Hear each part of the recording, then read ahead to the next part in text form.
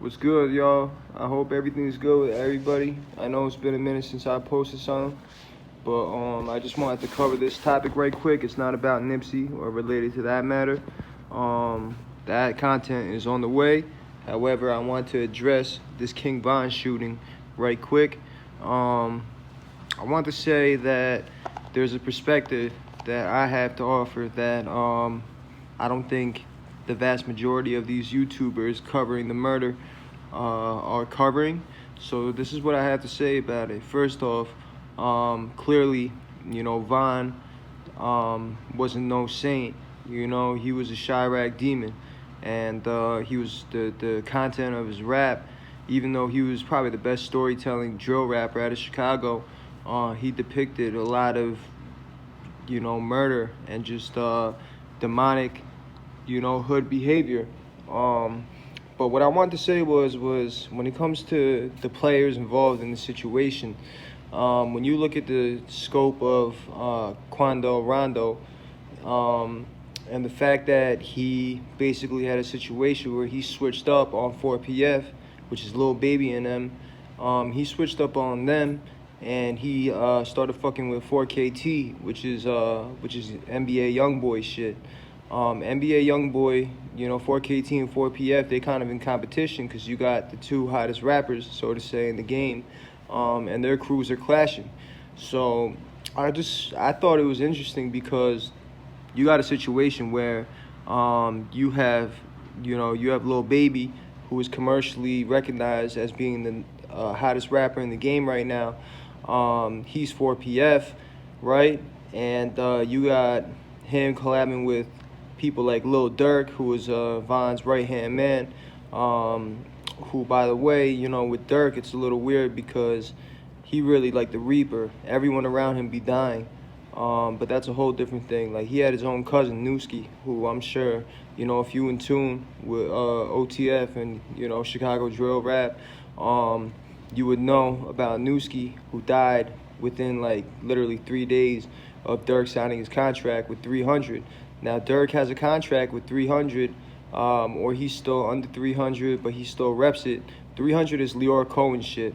Now, we all know, or at least from what I've explained to y'all, Lyor Cohen is probably the second most powerful person in music after Lucien Grange, Sir Lucien Grange.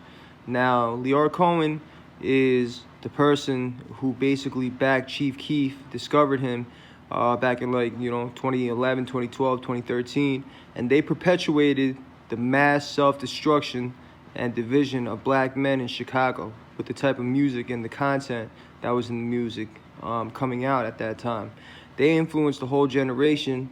We're coming up on a decade, relatively soon, of basically Chicago becoming the murder city capital of the United States, and a lot of different trenches and cities following that, being inspired by that, for whatever it's worth. I mean, that shit ain't nothing to glorify and to be inspired by, but I thought it was interesting because think about it like this, right? You got 4PF, you got that song Three-Headed Goat that came out with Polo G, who clearly, to me, he sold out. I mean, think about it. He basically took Juice's spot. He be throwing up the devil sign and all his pictures. He just released an album that was called The GOAT, and that's his moniker now. So there was a song, Three-Headed Goat, with Lil Baby, 4PF. You got Lil Durk, OTF, Von's man, and you got, what's his face? You got Polo G, right? So think about it. You got them being pushed by commercial hip-hop, whoever's in charge of the industry, people like Lyor Cohen. Now, on the other hand, you got someone like NBA Youngboy, who is the hottest rapper and has been on YouTube for the past, 2 or 3 years. He's been on the tear, putting up retarded numbers. Now, NBA Youngboy is a demon in himself, but he hasn't really gotten down with the industry the way that they want him to. That's why there's been, feuds with Jay Prince's crew and a lot of different people that are tied in with the industry. Street cats, they've been applying pressure on him. But NBA Youngboy, a real one, or at least the people around him, they hold him down. They some real gangsters. Now, it's kind of interesting to me because you got Lyor Cohen, who started 300, right?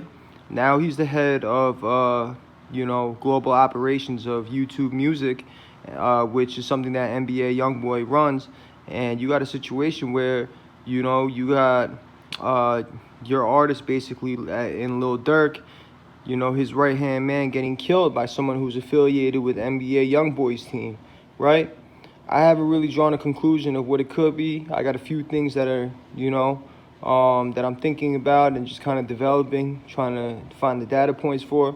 But think about it in that context. You got Lyor Cohen, who started 300, who, in a different discussion that we'll have at another point, he's got a lot of blood on his hands for what's been happening in Chicago and other cities that have been following that, that type of music that's been coming out and the content of it.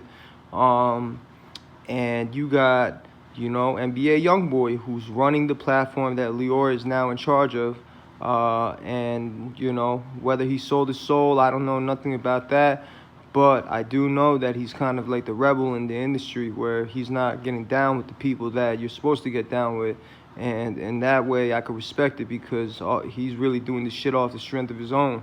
So think about that, y'all. Just try to put that situation together and think about it. And, to me right now, it kind of, all roads or fingers are being pointed, and they lead back to Durk. Especially with Durk's history with people around him that he was close with, just dying under weird circumstances at weird times.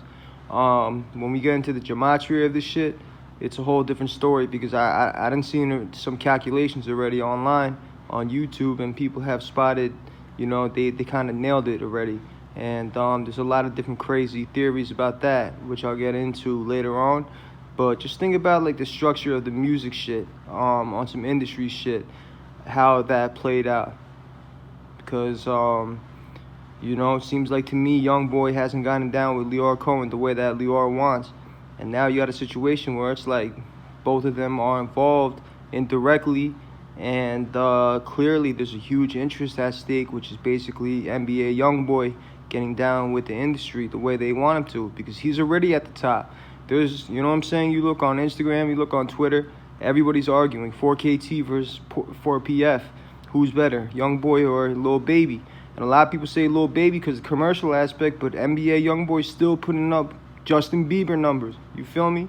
And he's still at the top. He's still at the peak of his game, without getting down like that. So let me know your thoughts. We could talk about this more another time. And, I'm going to cover it more as more develops and the story unfolds.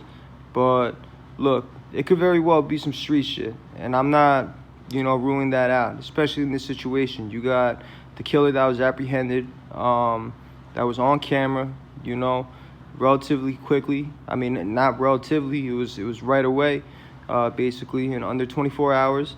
You got a rapper that was killed that basically made a living off of talking about, the way that he died. And the difference between him and Nip is Nip was a transformed man. You know what I'm saying? He told stories about the life he used to live and the life that he grew up around, right? But this is a transformed man that was doing many other things and found no glory in it, never glorified it, and actually encouraged people to stay away from it. So that's a distinction I want to make as well. But I want to know people's thoughts, because this shit is weird with the whole shit with Lyor Cohen, and basically him clearly having ties with Durk and Lil Baby, Polo G, and all these commercialized hip-hop artists that are at the top of the game right now. All right, family, one.